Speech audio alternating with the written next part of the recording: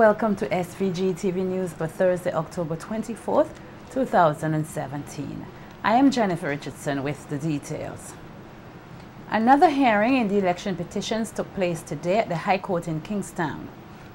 While a bit tight-lipped, lawyer for the respondents, Kendrickson Kentish, said that his team is looking forward to presenting further submissions in court tomorrow. Kentish, who is one of several lawyers representing the respondents, says tomorrow the lead senior counsel Douglas Menendez will be able to answer questions posed by Judge Esco Henry. He said, as the principal advisor, he is of the view that certain aspects of the case could be better addressed, as Menendez would be able to present more facts of the law to support their case. Among the developments in court today, the petitioners and respondents outlined from the House of Assembly petition rules, particularly sections 51 to 53, which pertain to the custody of ballot boxes, the delivery of ballot boxes to the supervisor of elections, the custody of election documents, and the order of production of documents. After mulling over the different affidavits and sections of the law and attentively listening to both sides' presentation, Justice Henry said it was best to adjourn court until tomorrow morning at 9 a.m. This was also in part to accommodate the lead counsel for the respondent, who was expected to arrive in the country today around 2 p.m. Speaking on behalf of his team, Kendrickson Kentish made it clear that they are ready to make further submissions. Mr. Kentish, any comments? No, unfortunately, I have no comment to make while the case is pending. Okay, but just give me a synopsis of what really went down, too. Well, the most I can say is that the matter is stood down until tomorrow morning, when the judge will hear further submissions from both sides. And hopefully, we may arrive at a consensual position. And what was your argument today? Help me out. I don't want to get into the specifics of what was presented before the court. The court is still dealing with the matter, and I think it would be inappropriate for me to comment on that. The most I can say to the public is that both sides are working on a consent order on one aspect of the case, and hopefully that will be concluded tomorrow. Our news team also spoke with several of the other lawyers on the respondents' team, who further clarified the procedures and their perspective on the case. Mr. Mendes is traveling to St. Vincent from St. Kitts, I understand. Mr. Williams is in touch with him, and he'll be better able to answer that question. So, Mr. Mendes' travel arrangements, it seems to be hindering the court somewhat. Not hindering the court. I mean, we had a consent order. We were in agreement. The judge came this morning and asked some questions that really took everybody a little bit off guard. We sat down with Mr. John and the team for the petitioners, and we worked out something that was beneficial to the justice of the case, to have these matters heard expeditiously. And we're quite taken back that the judge has asked some questions. Now, in light of the fact that Mr. Mendes is senior counsel in the case, it is only fair and fitting that he has an input to these questions that the judge is asking. You know, so we didn't expect this. We just got to wait. As a matter of fact, we were hoping even to do the scrutiny and viewing the ballots tomorrow. And that's, you know, but the judge says has some questions, and senior counsel is the best person to speak to. And that is precisely where we have to be clear on when we say in a consent order, that all of these things which are under section 51, when formulated, will cover the term all, in which the learned judges is raising an issue on. So once that is clarified by Queen's Counsel and Senior Counsel in the matter, then we can move forward. And decide exactly what should you look at and what you shouldn't look at. Well, it is clear what we should look at in terms of, you know, there's absolutely nothing to hide. The respondents have agreed to the inspection of 4 of the ballot boxes, and we'll proceed on that point. Thank you. Lawyer for the petitioners, Keith Scotland, is of the view that the petition's case is progressing well. Speaking with SVGTV News, Scotland said that his team has been addressing the necessary components needed for the case. He also admitted that he is aware that time is also a critical factor. This morning we dealt with certain issues surrounding an accord between the parties on the motion. We will await the arrival of learned Senior Counsel Douglas Mendez and the learned trial judge seized of all the documents, and she considered them very meticulously today. And when senior comes, the seniors, which is Mr. John and Mr. Mendez, will have their word, and I hope that we can move forward on this petition. What was your argument really? What was it? Well, no, the learned trial judge rightly asked certain questions of us, and we had to answer in order to assist the court. So it really wasn't an argument per se, but was assisting the court in various salient issues.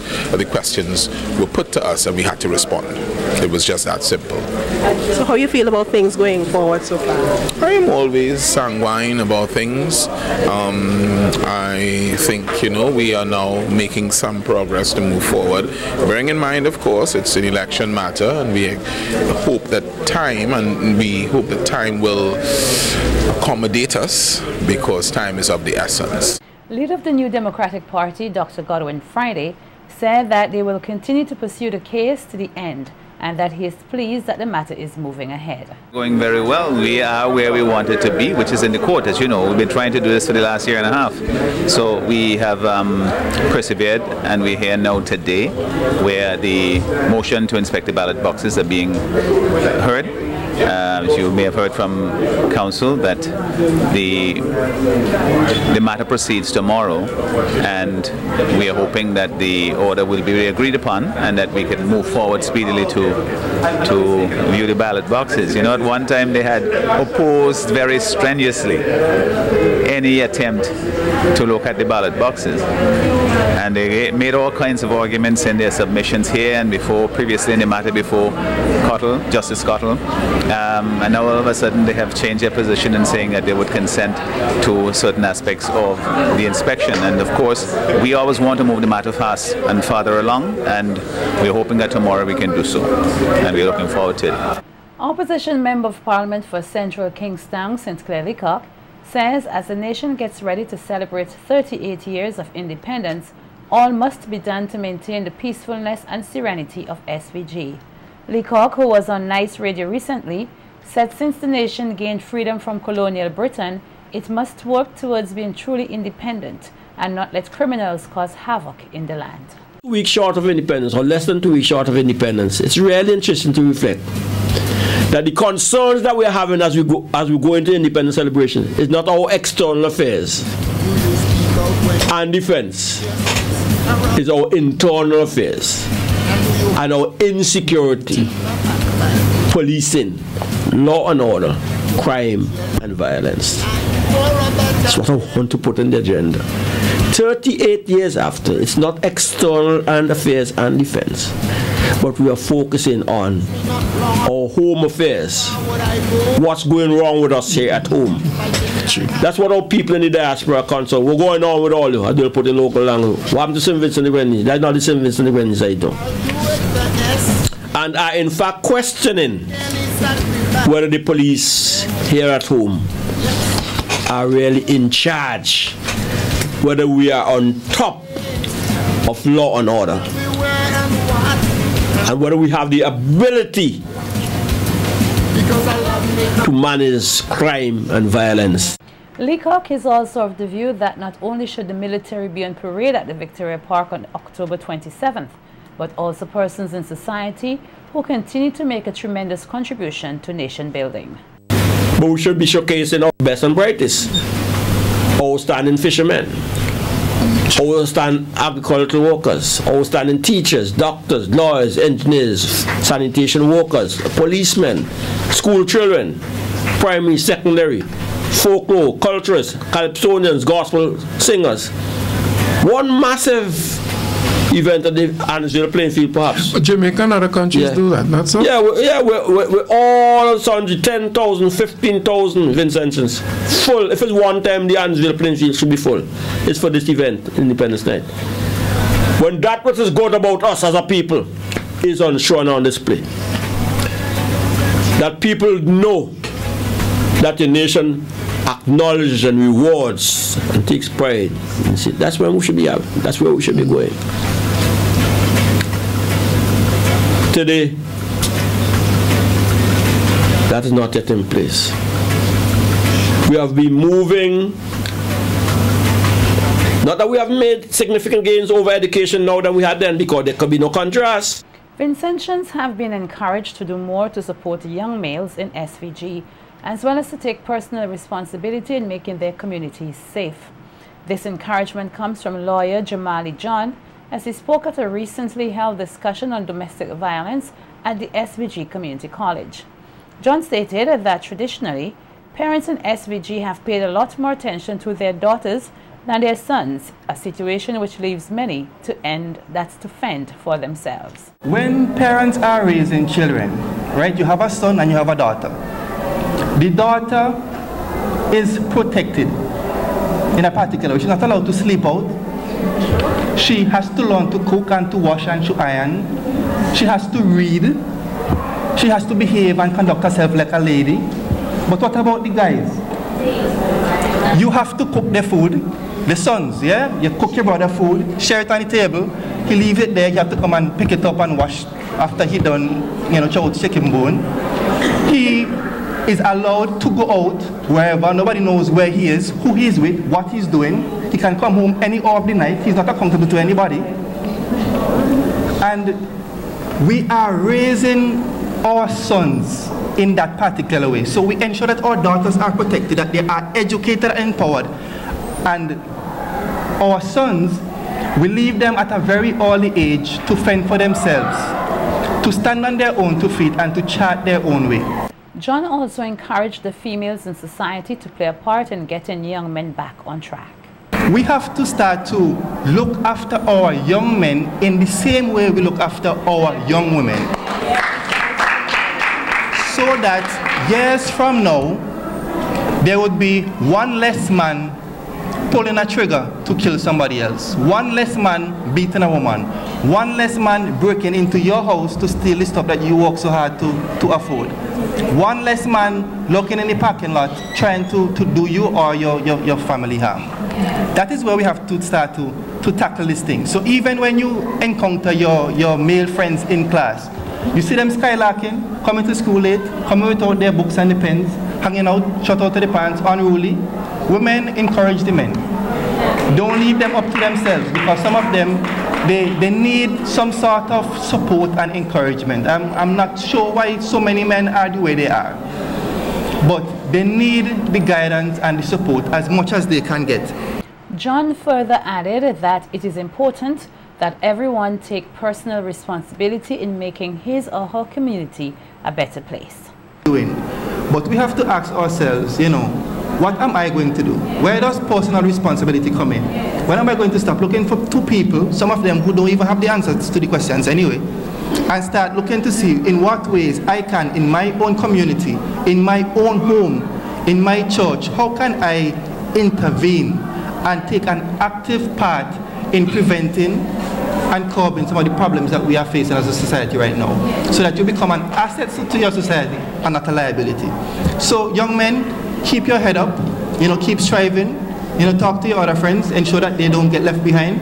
And women, I know that you will continue to do well, and I pray that you will not only gain an education, but you will gain wisdom as well to make good decisions that you would not, so that you don't end up regretting decisions you made today, 5-10 years from now. A workshop on corporate social responsibilities and climate-smart agriculture will be held here on Monday, October 30th at the Methodist Church Hall. The workshop will be hosted by the Windward Islands Farmers Association, WINFA, in collaboration with the Caribbean Policy Development Center, the CPDC, at the Methodist Church Hall from 9 a.m. The workshop's main purpose is to educate the farming and business communities about corporate social responsibility and how it can be beneficial. The objectives are to promote the importance of corporate social responsibility, to share knowledge on the added value of CSR in the agricultural sector, in theory and in practice, and to outline core principles that should be followed to ensure the sustainability of the sector. Vincentians have been encouraged to work together to ensure the development of the nation's youth as well as the overall development of the nation. This encouragement comes from Minister of Education St. Clair Jimmy Prince in his independence message on the heels of the National Schools Independence Rally to be held tomorrow at the Victoria Park. Minister Prince said currently Many Vincentians, both at home and abroad, are engaged in activities to celebrate SVG's 38th year of independence, and called on all to ensure the nation's youth are able to engage in activities which illustrate this nation's culture as a means of ensuring their overall development. It also implores us to be proud of who we are and the need to continue to build positive feelings towards our country, our people, our diversity and traditions, and to instill in us a sense of belonging. Working together to enhance national pride means that we are taking seriously the values enshrined in the Constitution, that we embrace our children and young people's involvement in sport, culture, and creative arts. Learning through these pursuits enhances knowledge in other domains and helps us to build self-esteem in young people. Working together to enhance national pride indicates that we are determined to constantly improve on our gains in education, whether it be in CPEA, CXC, CSEC, or CAPE. I feel heartened that we are on the right track when I see students being focused and producing improved academic and sporting results year after year. Our government is determined to continue its investment in education to enable us to reach our fullest potential as individuals and as a people. Prince further encouraged Vincentians at home and abroad to engage in positive activities during this time and to share with the world information about SVG's beauty. Therefore, as educators, as parents, and as teachers, we must work together to ensure our children, students, behave in a dignified manner, show respect for self and others, for those in authority as well as for the property of others. For national pride is about what we can do to ensure that our nation is a better place for us as nationals and for visitors alike. As we anticipate the arrival of thousands of visitors for this season, let us capitalize on our amazing tourism product, this paradise of islands. Let us take pride in keeping our country clean, being courteous to our visitors, treating them with respect and showing off our country and all things indigenous. While pockets of lawlessness threaten to undermine our serenity, and we observe the growing sense of disregard for rule of law, let us remember that good will always prevail over evil, and seek rather to do good. Whilst recognizing the academic achievements of students in SVG, Prince highlighted the plans of his ministry to further boost the capacity of students. Pride upon our 3 winners of the Prime Minister's Award this year, and the many others who have won other scholarship awards. We are working diligently to enhance national pride. We anticipate the enhancing of the learning environment for expanded and improved delivery, which includes rehabilitation of the technical institutes at Barrowley, Camden Park, Kingstown and Georgetown for specialized programs. These facilities will cater for agriculture, general construction and marine technology, auto mechanics repair, welding and cosmetology, welding and plumbing, and agriculture, cosmetology and welding respectively. As Minister of Education, it is my sincere desire that through education, every citizen will become prosperous and secure and lead a life of dignity and respect. Let us determine to work together to build a stronger St. Vincent and the Grenadines. Happy 38th anniversary of independence, and may Almighty God continue to enrich our lives. Students at the St. Joseph's Convent, Kingstown, today got the opportunity to learn more about their culture and heritage, as well as to display their national pride at the institution's Fête Foraine, an exhibition held in commemoration of SVG's independence celebrations. Students were exposed to local foods as well as cultural performances. SVG-TV caught up with teachers of the institution who expressed elation at the opportunity to pass on some knowledge of SVG's heritage to their students, as well as aiding them in fostering a sense of national pride. We want our children not to grow up not knowing anything about St. Vincent. We try to make our education here holistic, so it's not just about the academics, so we're also making them citizens that are knowledgeable about their country, and that's what we're doing here today.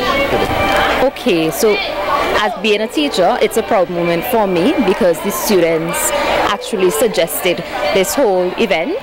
They were usually we sing songs like folk songs, national songs, and so they said for a change they would like to bring stuff for sale, like local dishes, local sweets, and I mean we see that happening here today. So it's a proud moment for me, especially since the theme for this year's Independence was working together to enhance national pride. I feel as though both staff and students worked together this year extensively to produce all of this today.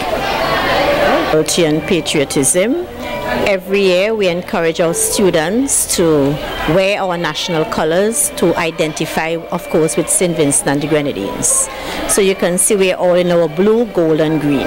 I know there is going to be singing, there's going to be dancing, choral speaking, and as you can see we have national dishes today on sale. Alright, you will be taking part in anything? Unfortunately not. As you know, I am principal on pre-retirement leave, so I've been invited to come and just be a part of what is happening today, and I'm very, very happy to be here. Students at the school also expressed elation in being able to learn more of the heritage and highlighted some of the activities they enjoyed. I feel excited, and how we get to do this is just like we coming together and celebrating our culture. Because each class, they do like different, if it's song, dance, poem, choral speaking, and they talk about things that some of us don't know about St. Vincent as yet, and we get to like learn and open our knowledge about it. Okay, and how this is bringing a sense of national pride to you as being a Vincentian at this time? Yes. Yeah, I think so, because even as I come here today, I didn't even know like some of the stuff that they had to learn. I didn't know what they were, like for instance the line balls and stuff. I didn't know what it was, but I got to taste it and it tastes really good to me. So I think these students are more exposed to the culture now, because now our generation, I feel like we're more focused on like things like from foreign countries are not based on St. Vincent and stuff like that. So that's just my opinion.